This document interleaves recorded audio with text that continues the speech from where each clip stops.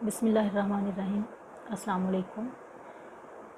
سب سے پہلے تو میں مبارکباد پیش کرنا چاہوں گی اردو رائٹرز سوسائٹی شمالی امریکہ اور ادبی مرکز واشنگٹن ڈی سی کے تمام آرگنائزرز کو، جنہوں نے اس کامیاب کانفرنس کا انعقاد کیا، اور اس کے ساتھ ہی عرفان مرتضیٰ صاحب کا خصوصی شکریہ کہ ان کی کاوشوں کی بدولت آج ہم ایک پلیٹ فارم پر اکٹھے ہیں۔ اور اس دعا کے ساتھ میں اپنا مقالہ پیش کروں گی کہ اردو رائٹر سوسائٹی شمالی امریکہ اور ادبی مرکز واشنگٹن ڈی سی ہر سال اس طرح کی کانفرنسز کا انعقاد کراتا رہے اور ہمیں دنیا بھر کے دانشوروں، ادبا و شعراء سے استفادہ کرنے کا موقع ملتا رہے۔ میرے مقالے کا موضوع 21ویں صدی کی خواتین ناول نگار۔ میں نے کوشش یہ کی ہے کہ 21ویں صدی میں ہماری جو لکھنے والی خواتین ہیں ان کے ناولز کو پیش کروں، اور ان کے جو موضوعات ہیں ناولز کے، اور ان ناولز میں اسلوب کے اور تکنیک کے جو تجربات کیے گئے ہیں ان کا احاطہ کر سکوں اس مقالے میں۔ تو 21ویں صدی کی ابتدائی 2 دہائیاں ختم ہوئیں۔ ان 2 دہائیوں میں اردو ادب کی ہر صنف میں حیت اور اسلوب کے جو تجربات ہوئے ہیں وہ اپنی مثال آپ ہیں۔ اردو ناول میں بھی موضوعات کے تنوع کے ساتھ ساتھ حیت، اسلوب اور تکنیک کے ایسے تجربات سامنے آئے جس سے اردو ناول کے مزید ثروت مند ہونے کے امکانات روشن ہیں۔ خواتین ناول نگاروں نے 21ویں صدی میں بھی اردو ادب کی خدمت کا فریضہ سر انجام دینے کا کام جو ہے وہ جاری رکھا ہے، اور ایسے ناول تخلیق کیے جو اردو ادب کے لیے گراں قدر سرمایہ ہیں۔ ناول اور تہذیب، یا یوں کہہ لیجیے کہ معاشرے کا اور ادب کا چولی دامن کا ساتھ ہے۔ ناول خواہ کسی بھی زبان، ملک، تہذیب و تمدن یا معاشرے میں لکھا گیا ہو، تہذیب کے عناصر اور ثقافت کے عناصر کے بغیر ناول کا تصور تقریباً ناممکن ہے۔ اور اردو ناول کی تاریخ اس بات کی شاہد ہے کہ یہ صنف کبھی بھی تہذیبی اور معاشرتی ضرورتوں سے غافل نہیں رہی۔ ڈپٹی نذیر احمد سے لے کر آج تک کے سبھی ناول نگاروں نے ان باتوں کا نہ صرف اظہار کیا بلکہ اردو ناولوں کو نئے تہذیبی اور معاشرتی ضرورتوں سے مزین کیا ہے۔ حتیٰ کہ جدیدیت کی تحریک جب بام عروج پر تھی اور اس وقت ہر قسم کی کمٹمنٹ اور سروکار سے انکار کیا جا رہا تھا، اس وقت بھی اردو ناول نے تہذیبی و معاشرتی ضرورتوں سے اپنا رشتہ ہموار رکھا۔ 21ویں صدی میں اگر ہم دیکھیں تو اس کی شروعات ہی سے انسانیت کو نت نئے مسائل درپیش تھے۔ سیاسی عدم استحکام، تاریخ و ثقافت کی نئی تعبیریں، عالمی صارفیت، گلوبلائزیشن نے انسان سے ذہنی سکون چھین لیا۔ نئی نسلوں کے درمیان اپنی اپنی تہذیبوں کے رد و قبول کا معرکہ چھڑ گیا۔ یہ تمام مسائل 21ویں صدی کے انسان کی سائیکی کا حصہ بنتے جا رہے ہیں، اور آج انسان تنہائی، معدومیت، لاعنیت جیسی ذہنی حالتوں میں گرفتار ہے اور اپنے وجود کے قیام اور ثبات کی جنگ لڑ رہا ہے۔ 21ویں صدی کی خواتین ناول نگاروں نے ان تمام موضوعات کو اپنے ناولوں کا حصہ بنایا اور اس کے ساتھ ہی اسلوب اور تکنیک کے نت نئے تجربات کیے۔ میرے سامنے اس وقت جو پہلا ناول اور خاتون ناول نگار ہیں خالدہ حسین۔ 20ویں صدی میں ہم خالدہ حسین کو ایک افسانہ نگار کی حیثیت سے جانتے اور پہچانتے تھے۔ 21ویں صدی میں ہم نے 2005 میں ان کا ناول کاغذی گھاٹ منظر عام پر آیا۔ اس ناول میں اگر ہم دیکھیں تو فرد کے وجود، اس وجود کی نفسیاتی الجھنیں، فکری ارتعاش، تخلیقی عمل کی صورتیں، وقت اور زمان سے جڑے ہوئے تصورات اس ناول کا حصہ بنتے ہیں۔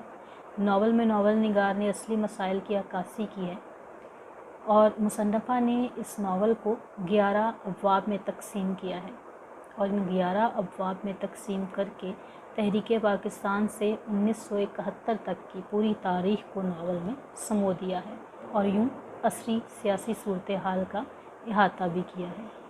یہ ناول حقیقت نگاری اور فنی حوالوں کی دیگر خصوصیات کے ساتھ ساتھ فکری پہلوؤں سے بھی اپنے دور کا اہم ناول ہے، اور ناول نگاری کی روایت میں ایک اہم اضافہ بھی ہے۔ ناول کے کئی کردار ہیں، ہر کردار کا اپنا دکھ ہے۔ 3 مرکزی کردار ہیں۔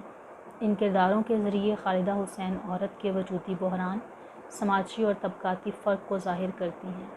اس ناول میں خوبصورت افروز بھی ہے، جس کے تفعیل پورے متن میں زندگی کی لہر دوڑ جاتی ہے۔ سائنس پڑھنے اور عالمی ادب بھول کر پی جانے والی افروز، یہ بہت کچھ کرنے کا حوصلہ رکھتی ہے۔ ساحر اور اختر العمان کی نظمیں پڑھنے والی انقلابی اور سربلند لڑکی، ناول کے آخر میں جمال کے ساتھ بھاگ کر اپنی قسمت کا فیصلہ خود کرتی ہے، مقدور پر دکھ دیتی بھی ہے اور دکھ پاتی بھی ہے۔ خالدہ حسین کے اس ناول میں لڑکیاں اور عورتیں دکھائی دیتی ہیں اور انجام کار میں اپنے حصے کا دکھ سمیٹ لیتی ہیں، لیکن اس کے باوجود ہم اس ناول کو عورتوں کا ناول نہیں کہہ سکتے۔ یہ ہماری تاریخ کا نوحہ ہے، یہ ہماری تہذیبی ورثے سے جڑنے اور اس کے اندر موجود جھبر کے کھانچوں کی کہانی ہے۔ یہ روایت کا قصہ ہے اور ناروا روایات پہ حرف نفرین بھی ہے۔ اس میں ان طبقوں کے مکروہ چہروں پر تھوکا گیا ہے جنہوں نے ہمیں تباہی کے دہانے پر لا کھڑا کیا، اور اس اندرونی سامراج کی کلف لگی وردی بھی اتاری گئی ہے جو ہر بار اپنے ہی عوام کو بوٹوں تلے کچلتا ہے۔ اس میں موجود نظام کی خرابیاں اور ان کے محرکات بتائے گئے ہیں، اور یہ بھی صاف صاف بتا دیا گیا ہے کہ ہم اوروں کے اشاروں پر ناچ کر اپنا آپ اجاڑ رہے ہیں۔ خالدہ حسین کی ایک پہچان ان کا اسلوب بھی ہے۔ 60 کی دہائی کے جدت پسندوں میں خالدہ حسین ہی وہ واحد افسانہ نگار ہیں جو باقاعدگی سے اور تخلیقی جواز کے ساتھ افسانے لکھ رہی ہیں۔ وہ اپنے ہی تجربے سے منحرف ہو کر کہانی پکارنے والوں میں سے نہیں ہیں، اور افسانے کی حد تک اپنے اسلوب سے وابستگی پر مطمئن اور مسرور بھی نہیں ہیں۔ وہ فیشن زدگی سے بچ کر اپنے تخلیقی تجربے کے ساتھ جڑتی ہیں اور پھر انہیں اطمینان آتا ہے۔ خالدہ حسین اپنے افسانوں میں خود کلامی کے وسیلے سے بھی کام لیتی ہیں۔ یہ خود کلامی کہیں تو اسٹریم آف کانشیسنس اور کہیں مونولوگ کی صورت میں سامنے آتی ہے، اور یہی کچھ خالدہ کے کاغذی گارٹ میں بھی یہی تکنیکس ہمیں خالدہ حسین کے کاغذی گارٹ میں بھی دکھائی دیتی ہیں۔ مصنفہ سماجی سطح پر عورت کی نمائندگی اس ڈھنگ سے کرتی دکھائی دیتی ہیں جو سماجی عناصر ہیں وہ معنوی پہلوؤں میں اجاگر ہو کر جذباتی قید سے آزاد ہو جاتے ہیں۔ محمد حمید شاہد کاغذی گارٹ پر اپنے ایک مضمون میں لکھتے ہیں، اگرچہ انہوں نے اس ناول کو جو ہے وہ اس کے منفی پہلو کی طرف اشارہ کیا، لیکن پھر خود ہی اس کی جو ہے وہ تردید بھی کی کہ ناول کا ابتدائی حصہ کافی سست روی کا شکار رہتا ہے۔ ڈاکٹر نجیبہ عارف کو ایک انٹرویو دیا خالدہ حسین نے، اس میں انہوں نے یہ کہا کہ کاغذی گارٹ میں اپنی ہی کہانی لکھنا چاہتی تھی، مگر پھر کردار بنتے گئے اور یہ ایک ناول کی شکل بن گئی۔ ناول کے کردار میں ہم دیکھتے ہیں کہ مونا کے کردار میں وقتاً فوقتاً ہمیں خالدہ حسین کی جھلک دکھائی دیتی ہے، اور یہی وہ کردار ہے جس کے ذریعے خالدہ حسین خود کلامی کی تکنیک استعمال کر کے موضوع اور کردار کی تہہ میں اتر جاتی ہیں۔ شاید یہی وہ کشمکش ہے جس کی وجہ سے ابتدا میں قاری کو کسی قسم کی سست روی کا سامنا کرنا پڑتا ہے۔ ہمارے 21ویں صدی میں جو دوسری لکھنے والی ناول نگار جن کا ناول اس وقت میرے سامنے زیر بحث ہے، آمنہ مفتی، ان کا ناول پانی مر رہا ہے 21ویں صدی میں ہی لکھا گیا۔ یہ ناول در حقیقت جو پانی کے مسائل ہیں موجودہ دور کے، ان مسائل کا احاطہ کرتا ہے، اور پانی کے ذخائر میں ہونے والی جو کمی ہے وہ اس ناول کا بنیادی موضوع ہے۔ یہ ناول پڑھنے والے کو جھنجھوڑتا ہے، اور پانی کے ذخائر میں ہونے والی کمی ناول کے مرکزے میں موجود ہے۔ اس کے ساتھ مصنفہ نے زر، زمین اور جنس کی حرص کے موضوعات کو ناول کا حصہ بنایا ہے۔ ناول کا ایک قضیہ خشک سالی ہے۔ ناول کا اختتام مالدیپ میں ہوتا ہے، جسے خشک سالی کے برعکس مسئلے یعنی ڈوبنے کا خطرہ درپیش ہے۔ یہ ناول فکشن نگاری کی نئی جہت کا پتہ دیتا ہے۔ ہمارے مرتے دریاؤں کی کہانی تو کئی لوگوں نے لکھی۔ آمنہ مفتی نے پانی مر رہا ہے میں ستلج کنارے کی رہتل کو موضوع بنایا ہے، مگر ایک الگ ہی ڈھنگ اور انداز سے کہ معمول کی زندگی ایک الگ ہی ڈھنگ پر چلنے لگتی ہے، اور وقت کی تنابیں اکھڑ کر عدم کی تاریکی میں جا گرتی ہیں۔ ناول پانی مر رہا ہے کا آغاز جو ہے وہ میاں اللہ یار کے بیٹے اسرار کے گاؤں آنے سے ہوتا ہے، جس کے 6 سوتیلے بھائی ہیں اور جسے اس کی بھابھی نے پالا ہے۔ آمنہ مفتی کے اس سے قبل 2 ناول شائع ہوئے، جرأت رندانہ اور آخری زمانہ۔ ان دونوں ناولوں کے موضوع جو ہے وہ بھی پانی ہی تھا یا زوال ہی تھا، اور یہاں پر بھی ہم دیکھتے ہیں کہ پانی مر رہا ہے کہ موضوع بھی جو ہے وہ زوال ہی ہے، تہذیبوں کا زوال، مٹتی ہوئی تہذیب کا نوحہ جو ہے وہ مصنفہ ہمیں سناتی ہیں۔ اور یہ جو ایک نوحہ کی کیفیت، مٹتی ہوئی تہذیب کا جو وہ پہلے 2 ناولوں میں تذکرہ کرتی ہیں، یہی ہمیں کیفیت اور یہی گریہ جو ہے ان کی تیسرے ناول میں بھی سنائی دیتا ہے۔ ناول کا مرکزی نقطہ دریاؤں کو ان کی اصلی حالت میں لوٹ آنا ہے۔ ناول کا ایک خوبصورت ٹیکسٹ ہے جو جس کو پڑھنے کے بعد میں مجبور ہو گئی کہ میں اس کو اپنے مقالہ کا حصہ ضرور بناؤں۔ مصنفہ لکھتی ہیں، بھلا 2 بڑے ملکوں کے باشندوں کو بلکہ پوری دنیا کو یہ کیسے باور کرایا جا سکتا ہے کہ دریاؤں کے ساتھ جو چھیڑ چھاڑ وہ کر چکے ہیں وہ بہت خطرناک ہے، اور اس سے بچت کا صرف ایک ہی راستہ ہے، رول بیک۔ دریاؤں کو ان کی اصل شکل میں لے جا کے پیچھے ہٹ جاؤ، اپنی آبادیاں جو ان کی گزرگاہوں اور بستیوں میں بنا لی تھیں ہٹا دو، ان کے راستے سے ہٹ جاؤ، جیسے ایک بڑی طاقت کے راستے سے چھوٹی طاقتیں ہٹ جاتی ہیں۔ جھک جاؤ، دریاؤں کے آگے جھک جاؤ، تب تو شاید اس تباہی سے بچ جاؤ جو لازمی آنے والی ہے، ورنہ بس ایک کہانی ہوگی ریت کی تہوں میں دفن۔ آبادیاں نکلیں گی اور آنے والی نسلیں حیران ہوں گی کہ یہ کون لوگ تھے جن کا نہ اب نام رہا نہ نشان۔ کیا شاندار لوگ تھے، اور انہوں نے کیا عالی شان گھر بسائے تھے۔ آمنہ مفتی کے ہاں دریا ایک ذی روح بن کر ہمارے سامنے آتا ہے اور اس کی تشنگی ایک بے قابو عفریت کا روپ دھار لیتی ہے۔ تو یہ جو ناول ہے یہ ہمارے جو اگر دیکھا جائے موجودہ پانی کی کمی اور دریاؤں کی جو سمتیں تبدیل ہو رہی ہیں اس پر بڑے خوبصورت جو اس موضوع پر ایک لکھا گیا ناول ہے۔ میں اس ناول کو یہیں پر چھوڑ رہی ہوں۔ جو میں نے وقت کا تعین کیا ہے اس کے مطابق جو ہے وہ مجھے آدھے گھنٹے میں یا 40 منٹ میں مقالے کو اختتام تک لے کر جانا ہے، سو میں اگلے ناول کی طرف بڑھ رہی ہوں۔ طاہرہ اقبال کا ناول۔ طاہرہ اقبال بھی ہماری 21ویں صدی کی بڑی خوبصورت ناول نگار اور افسانہ نگار، اور یہاں پر جس ناول کا میں تذکرہ کروں گی ان کا 2018 میں ہمارے سامنے جو ناول آیا نیلی بار کے نام سے۔ اس ناول میں طاہرہ اقبال نے جو ہمارا جاگیردارانہ نظام ہے اس کے جو کرہ پہلو ہیں ان پر نظر ڈالی ہے اور ان کے چہرے سے نقاب اتارنے کی کوشش کی ہے، اس کے جو نیگیٹو پہلو ہیں ان کو سامنے لانے کی کوشش کی ہے۔ یہ یوں کہیے کہ نیلی بار کا تعارف ملکی سیاسی اور مذہبی منظرنامہ ہے۔ ناول پڑھتے اس بات کا احساس شدت سے ہوتا ہے کہ مصنفہ نے کس بے دردی سے تاریخ کے صفحے پلٹے اور کس کمال سے تاریخ کو ورق لکھ ڈالا ہے۔ مصنفہ نے اردو زبان کو پنچ آبی دہی زبان کی آمیزش سے گوندھ کر زبان کو نیا آہنگ عطا کیا ہے۔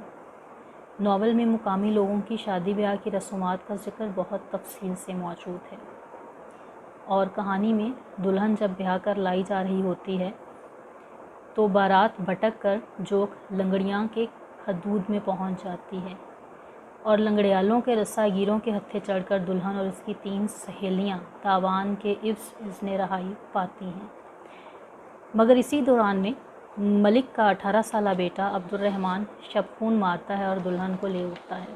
اس پورے منظرنامے کو طاہرہ نے بے باکی کے ساتھ بیان کیا ہے اور نازک مقامات سے انتہائی خود اعتمادی سے گزرتی چلی گئی ہیں۔ نیلی بار کے تعارف کے بعد کہانی وقت کے سمندر پر سفر کرتی ہے۔ ناول کا پلاٹ 3 حصوں پر مشتمل ہے: نیلی بار کا تعارف، ملکی سیاسی منظرنامہ اور مذہبی منظرنامہ۔ سیاسی منظرنامہ ایوب خان کے ماشاء اللہ سے لے کر بینظیر بھٹو اور نواز شریف کے حالیہ ادوار تک آتا ہے۔ اس کے متوازی مذہبی منظرنامہ بھی چلتا ہے اور یہاں یہ ڈر بھی پیدا ہوتا ہے کہ کہیں طاہرہ بھیڑوں کے چھتے میں تو ہاتھ نہیں ڈال رہی۔ نیلی بار میں طاہرہ کی فنکاری، ان کے مربوط پلاٹ، جاندار کردار اور طاقتور ڈکشن سے عیاں ہوتی ہے۔ نیلی بار کا پلاٹ اس علاقے کی جاگیرداری نظام کے زیر اثر رہنے والے افراد کی سوچ اور اس نظام میں موجود بے رحم عناصر کے گرد گھومتا ہے۔ ناول کا آغاز نیلی بار اور اس کی رہتل کے تعارف سے ہوتا ہے۔ یہاں ایسا محسوس ہوتا ہے گویا وارث شاہ نثر میں ہیر لکھ رہے ہیں۔ وہی جزیات نگاری، وہی منظر کشی، وہی تفصیلات۔ طاہرہ بطخ کی مانند پانی کے اوپر نہیں تیرتی، وہ مچھلی کی طرح تہہ میں جاتی ہیں اور ایک انوکھی دنیا ہمارے سامنے لے کر آتی ہیں۔ نیلی بار ناول ایوب خان کے دور سے بھٹو کے انقلاب اور اس کی پھانسی کے وقت سے لے کر موجودہ دور تک محیط ہے۔ اس دوران کے سارے واقعات، روایات، تہذیب و تمدن، انقلاب کی آہٹ، تبدیلی کی سرگوشی تک سبھی کو ناول نگار نے خوبصورتی سے ناول کا حصہ بنایا ہے۔ یہ طاہرہ اقبال کا ناول نیلی بار جو ہمارے سامنے تھا، یہاں میرے پاس اس کی کچھ کہانی جو ہے وہ مخلص اس کا موجود ہے، جو میں یہاں آپ کے سامنے پیش نہیں کر رہی ہوں۔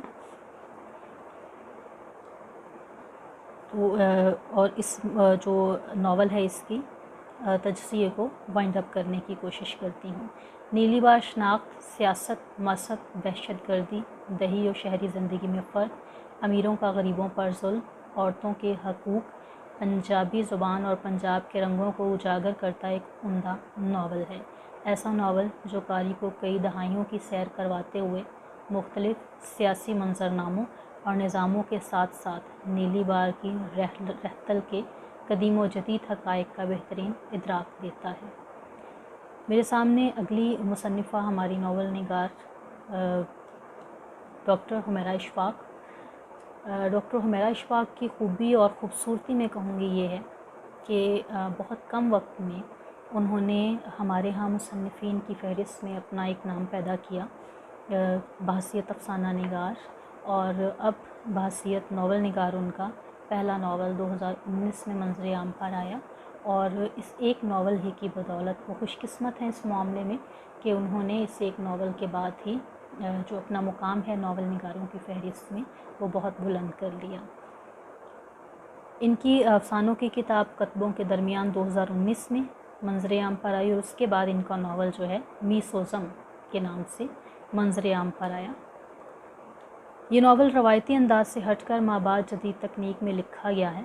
میسوزم ناول میں ڈاکٹر حمیرہ اشفاق نے بلوچستان کے قبائلی رسوم و رواج، معاشی بدحالی، جنگی ماحول، سماجی گھٹن اور خواتین کے حقوق کی پامالی اور غریبوں کے استحصال کو موضوع بنایا ہے۔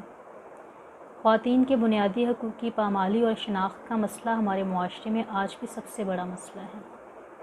رابعہ خضداری جو ناول کا مرکزی کردار ہے، ان کے جیسی کتنی خواتین ہیں جو قتل کر دی جاتی ہیں، کبھی غیرت کے نام پر تو کبھی جائیداد کے لیے، کبھی ونی قرار دے کر۔ صدیوں پرانا بادشاہی نظام ہو یا آج کے جدید دور کا جمہوری نظام، عورت ہر دور میں ظلم کی چکی میں پستی دکھائی دیتی ہے اور مرد کے بنائے ہوئے اصولوں پر چلنے کی پابند ہے، اس کی اپنی کوئی شناخت نہیں ہے۔ رابعہ خضداری ایک ایسا ہی کردار ہے جس کو قبائلی رسم و رواج کا لقمہ بننا پڑا۔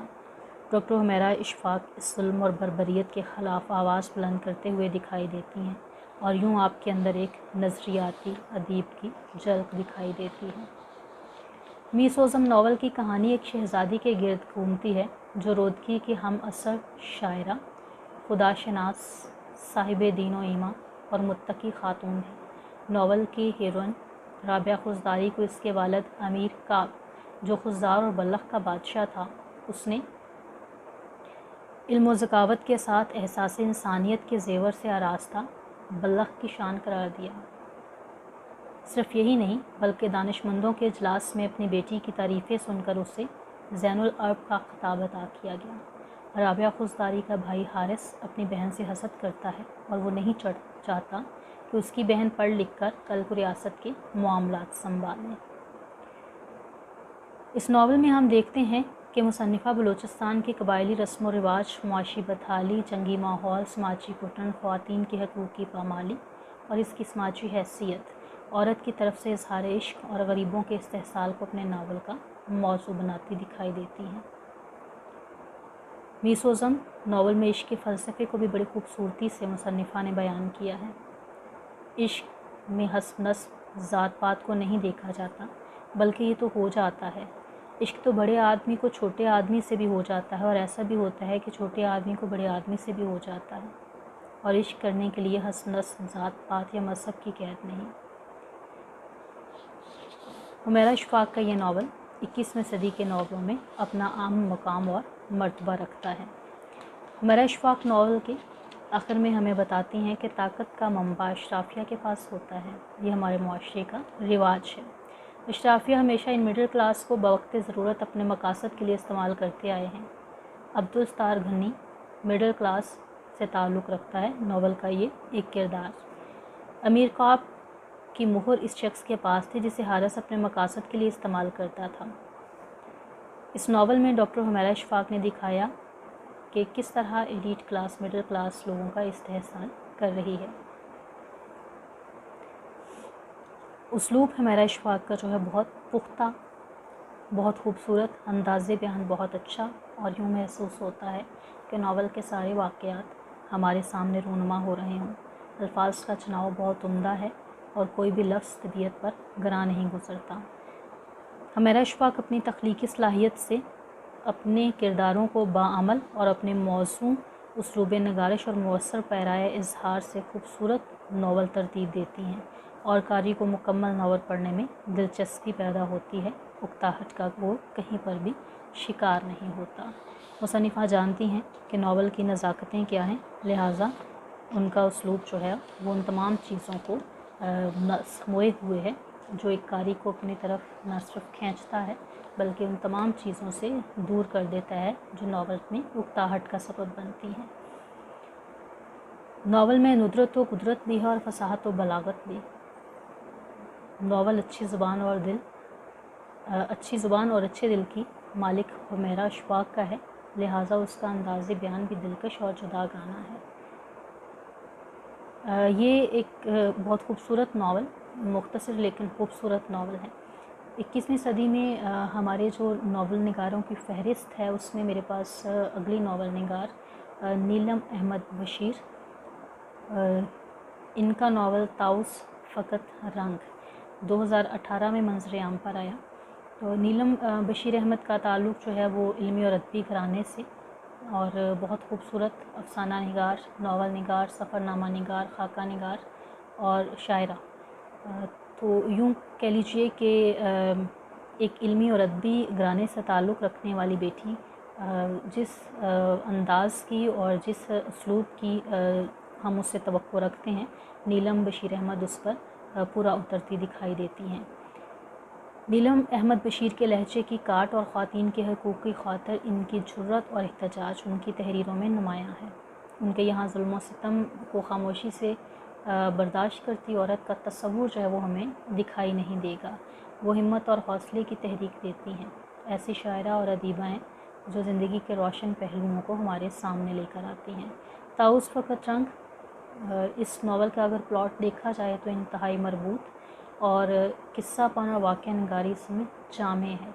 نیلم احمد بشیر نے اپنی پوری فنی چابکدستی سے امریکی پاکستانیوں کی زندگی کے مختلف پہلوؤں، ان کے خارجی اور داخلی حالات، محبتوں کے گوناگوں انداز، امریکہ کی سیاسی، سماجی اور تہذیبی زندگی کے مناظر اور اس میں پوشیدہ سرمایہ دارانہ نظریات اور ان کے عملی تجربات، غرض یہ کہ اس طاؤس کے سحرنگوں کو کچھ یوں پیش کیا ہے کہ طاؤس فقط رنگ خلا میں معلق رہ جانے والوں کے خوف سے ہانپتے کانپتے عہد کی کہانی بن جاتا ہے۔ شناخت کے بحران کا نوحہ ہے۔ پیدائشی امریکی، ہجرت زدہ، غیر ملکی، جلا وطن، بے وطن، بے شجر، بے نسل، ایسے تمام جڑوں سے اکھڑے اوندے منہ گرے درختوں، پودوں، پہاڑوں اور ٹیلوں کی کہانی ہے، یا یوں کہیے زمین کے سیارے پر انسان کی خود ساختہ آفات کے اثرات کا منظرنامہ۔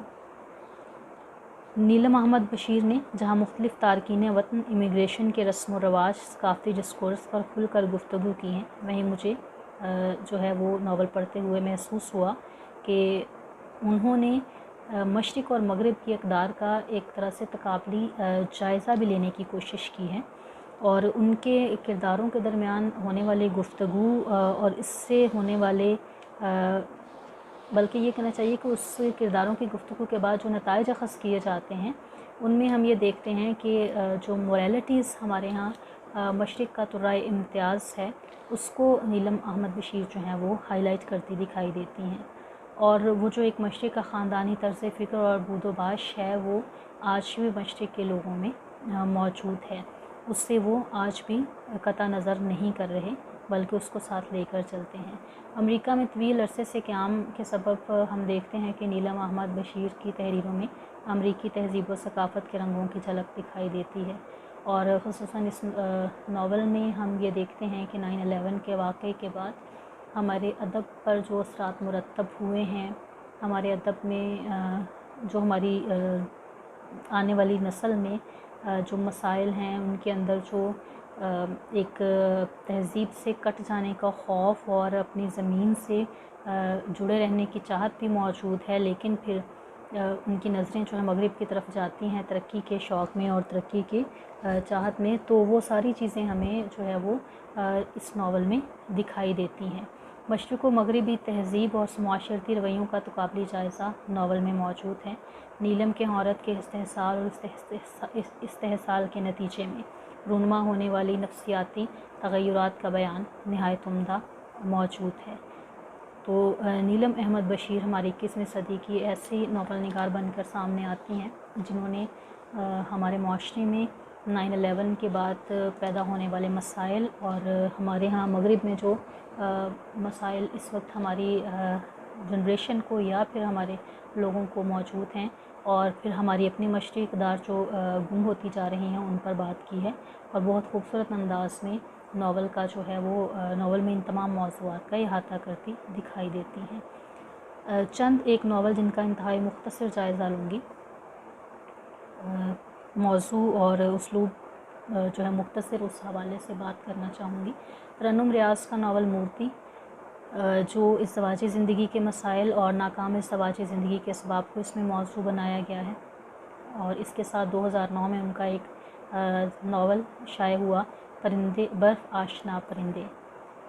تو اس ناول کی سب سے بڑی خوبی یہ ہے کہ معاشرتی، سماجی اور تہذیبی جو ہمارے ایک کلچر ہے اس کی پیشکش ہے یہ ناول، اس کی اور مصنفہ نے جو بات، جو منظر، جو چیز بیان کی اس کی تمام تر جزئیات جو ہیں وہ ناول میں بیان کر دی ہیں، اور تمام تر تفصیلات جو ہیں وہ بڑی وضاحت اور سچائی سے پیش کیے گئے ہیں۔ سیاست اور مسائل پر گفتگو کم ہے، تہذیبی تاریخ کی پیشکش جو ہے اس پر زیادہ زور دیا گیا ہے۔ صادقہ نواب سحر کے ناول، ان کا ناول ہے کہانی کوئی سناؤ متاشا، بہت خوبصورت ناول، موضوع کوئی نیا نہیں ہے، اس میں عورت کی زبانی، عورت کے استحصال کی داستان ہے۔ ناول کا مرکزی کردار متاشا ہمیں پورے ناول پر حاوی دکھائی دیتی ہے، اور مصنفہ نے ایک عورت کے درد کو، اس کے کرب و الم کو، اس کی بے بسی کو مؤثر زبان سے پیش کیا ہے، اور اتنے خوبصورت انداز میں مصنفہ جو اسلوب اتنا خوبصورت ہے کہ قاری جو ہے اس کا دل مٹھی میں آ جاتا ہے، اور ناول جو ہے اختتام تک قاری کو اپنی گرپ میں لیے رکھتا ہے۔ شائستہ فاخری کا ناول ہے نادیدہ بہاروں کے نشان، اس ناول کو بھی بہت مقبولیت حاصل ہوئی، اور موضوع اس کا عورت کی مظلومیت اور بے بسی، جو مرد کی خود غرضی، انانیت اور بے دردی کا نتیجہ ہے۔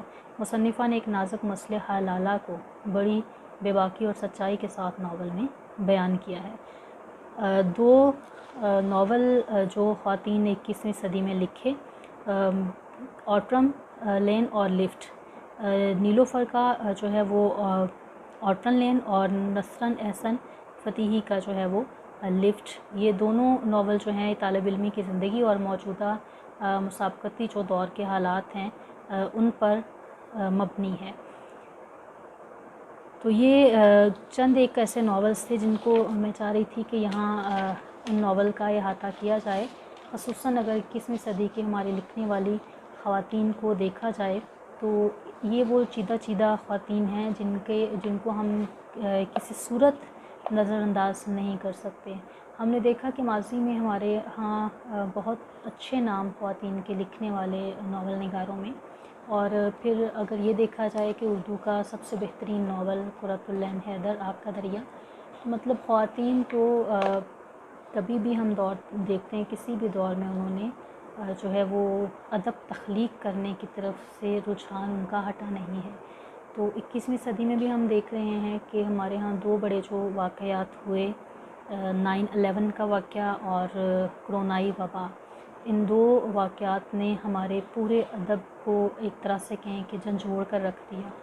और इसकी वजह यही थी कि पूरी मुआशरा जो है वो एक तरह से अदम तहफ़्फ़ुज़ का शिकार था, और अदम तहफ़्फ़ुज़ का शिकार मुआशरे में जो वजूद के तहफ़्फ़ुज़ के मसाइल हैं, और जैसे कि इनसिक्योरिटी बहुत ज़्यादा होती है, तो अदब चूँकि मुआशरे तख्लीक पाता है, और ख़वातीन वैसे भी, मैं अगर गलती पर नहीं हूँ तो हसास होती हैं मर्दों की निस्बत, तो उन्होंने इन तमाम मसाइल को पूरी तरह से महसूस किया और इन तमाम मसाइल को जो है वो अपने नावलों में पेश करने की कोशिश की है। ये एक मुख्तसर मकाला जिसको मैंने मुख्तसर करने की कोशिश की। हमारे यहाँ कोई 8 या 9 नावल्स और हैं जिन पर भी तफसील से बात हो सकती थी ख़वातीन के लिखे हुए, तो मैंने उसमें से जो चीदा चंद नावल्स थे उन पर बात की अभी, और वो भी मुख्तसर बात, पूरी तरह से उसके उसलूब और मौज़ू को जो है वो तफसीली बयान इंशाअल्लाह कभी मकाला कहीं शाये होगा तो ज़रूर पढ़ने को मिलेगा। अभी के लिए आपके सामने जो पेश किया उसी को काफ़ी जानिए। उम्मीद है कि कामयाब रही होंगी अपने मौज़ू का अहाता करने में। बहुत शुक्रिया। फ़ी अमान अल्लाह।